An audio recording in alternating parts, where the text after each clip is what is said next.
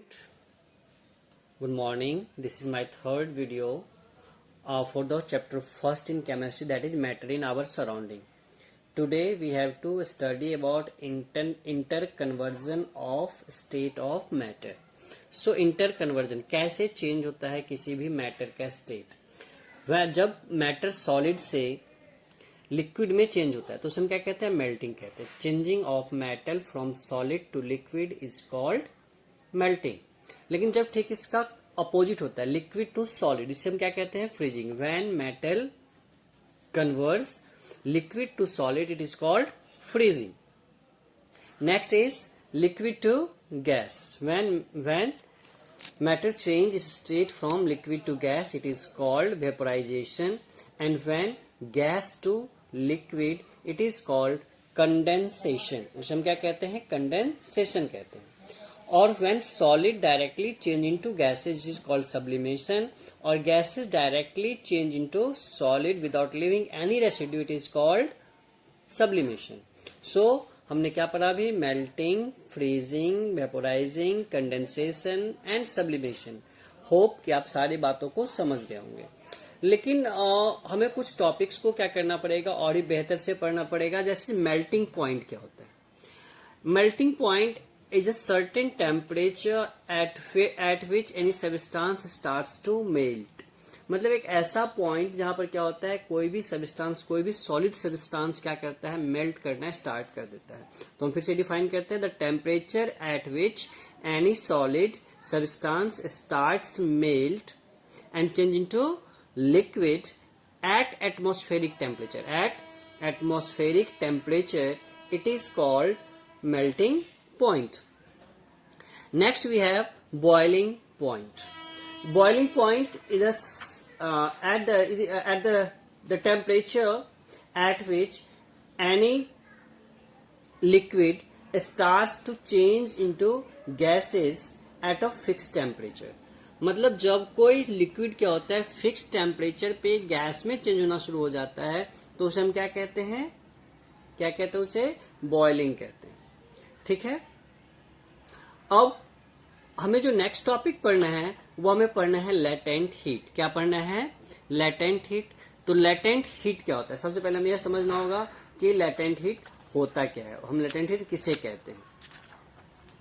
सो latent heat का मतलब होता है कि जब कोई भी 1 किलोग्राम का सब्सटेंस अपने एक सर्टेन टेम्परेचर पे क्या करता है, अपने आप को क्या करता है, अपने स्टेट को चेंज करता है, तो उसे हम क्या कहते हैं, लेटेंट हीट कहते हैं। क्या कहते हैं, लेटेंट हीट कहते हैं। ठीक है स्टूडेंट, ये लेटेंट हीट जो होते हैं वो दो टाइप के होते हैं, latent heat of fusion and latent heat of vaporisation.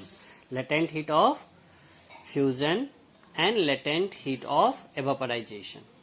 Okay, तो लेटेंट ऑफ फ्यूजन और लेटेंट ऑफ evaporization। अब लेटेंट हीट ऑफ फ्यूजन क्या होता है, the amount of heat required to change, the amount of heat required to change 1 kilogram of substance, 1 kilogram of solid substance into liquid substance.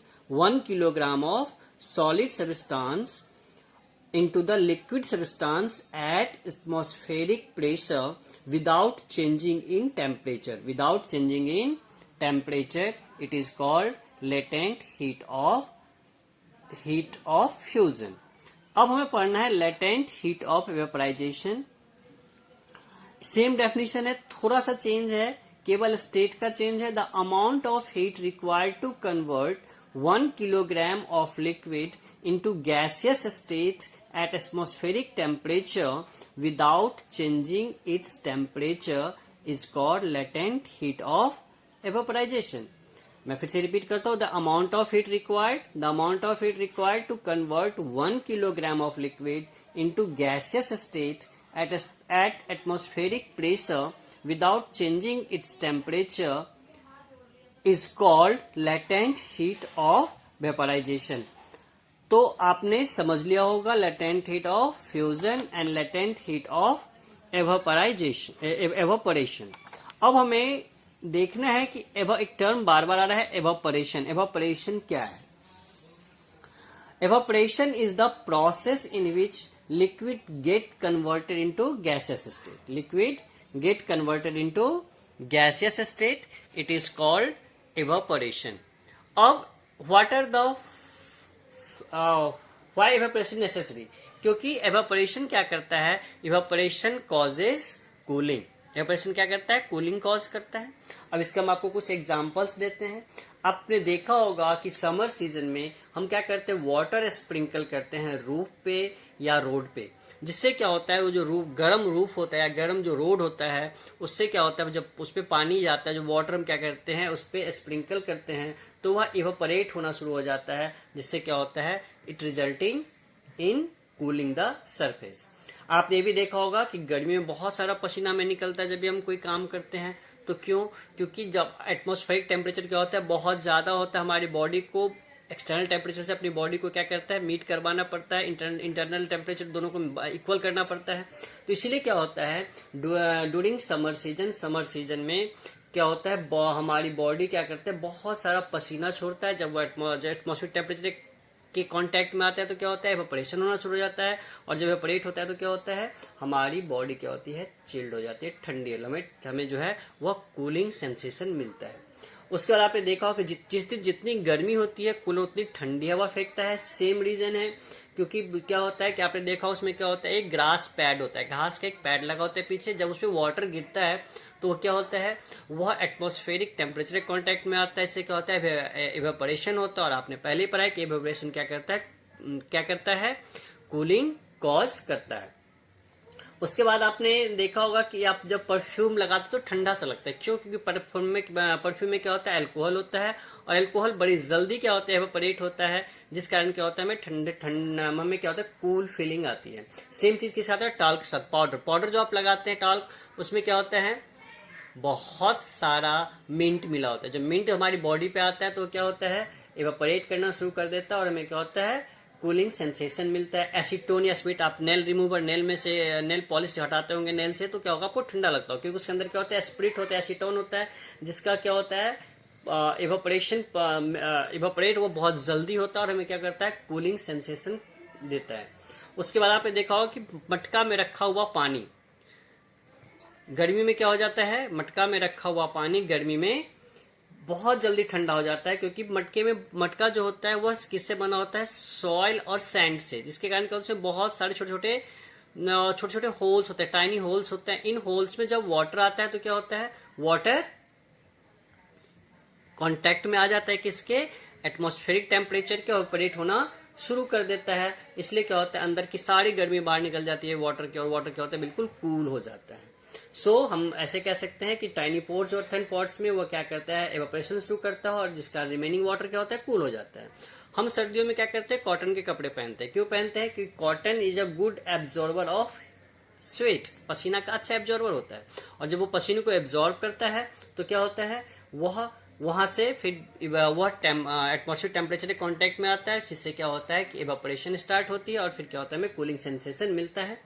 ऐसे ही हम नहाने के बाद आते हैं, तो फिर हम नहाने के बाद जब एटमॉस्फेरिक टेम्परेचर कांटेक्ट में आते हैं तो हमारी बॉडी से क्या होता है? इवेपोरेशन होता है, और हमें क्या होता है? कूलिंग सेंसेशन मिलता है। और वैसे आपने देखा होगा कि जब फीवर होता है किसी को तो स्पॉन्ज डाली जाती है, उस पर क्या होता है? पानी में भिगा के पट्टी डाली जाती है। वो क्या करता है? तो पानी की पट्टी क्या करता है? तो आपके बॉडी से क्या करता है? हीट को एब्जॉर्ब करना शुरू करता है, और आपको क्या होता है? कूलिंग सेंसेशन मिलता है। दूसरा आप लोगों ने देखा होगा कि समर सीजन में क्या होता है? पेड़ों की पत्तियां झुक जाती है। क्यों झुक जाती हैं? क्योंकि वह वाटर इवापोरेशन रेट बहुत हाई होता है, क्योंकि टेम्परेचर हाई होता है। तो इस इवापोरेशन रेट को कम करने के लिए लीव्स क्या हो जाता है? अपने आप को क्या करती है? श्रिंक कर लेती है। श्रिंक करने के कारण क्या होता है? वह वाटर लॉस को मिनिमाइज कर पाती है। सेकेंड टॉपिक है surface area of liquid. Surface area जितना बड़ा होगा इवेपोरेशन क्या होगा? उतना ज्यादा होगा। जैसे आपने देखा होगा कि हॉट मिल्क या टी को हम कप की अपेक्षा सॉसर में पीना, सॉसर मीन्स प्लेट। आपने देखा होगा पुरानी फिल्मों में लोग चाय क्या करते? प्लेट में डाल के पीते हैं। क्यों पीते थे चाय प्लेट में डाले? क्योंकि कप में क्या होता था? वो बहुत ज्यादा हॉट होता था, लेकिन जब हम प्लेट पे डालते हैं तो क्या होता है, सरफेस एरिया इंक्रीज कर जाता है, और सरफेस एरिया इंक्रीज होने के कारण क्या होता है, टेम्परेचर क्या होता है, कम हो जाता है।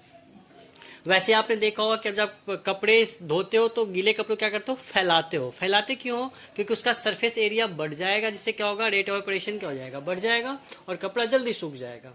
उसके बाद आपने देखा होगा कि जब आप घर को वाइप करते हो, मोपिंग करते हो, तो आप देखते हो उसके बाद क्या होता है कि पंखा चला है। तो क्यों, क्योंकि उससे क्या होता है कि वह बहुत ही जल्दी क्या होता है, एवापोरेट होता है, क्योंकि सरफेस एरिया बढ़ जाता है। पानी को एक लार्जर सरफेस एरिया आप अप्लाई किया जाता है मोपिंग में, तो क्या होता है, सरफेस एरिया बढ़ जाता है और वह जल्दी एवापोरेट हो जाता है।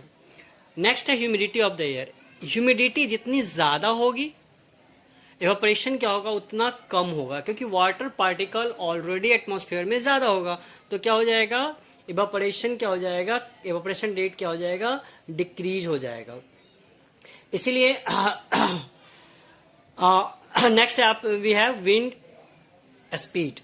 विंड स्पीड जितना ज्यादा होगा उतना ही क्या होगा, इवेपोरेशन बढ़ेगा। जैसा आपने देखा होगा कि सर्दियों के मौसम में आपकी मम्मा क्या करती है, कपड़े को पंखे के नीचे डाल देती है, जिससे क्या होता है कि इवेपोरेशन रेट बढ़ जाता है और कपड़ा जल्दी सूख जाता है।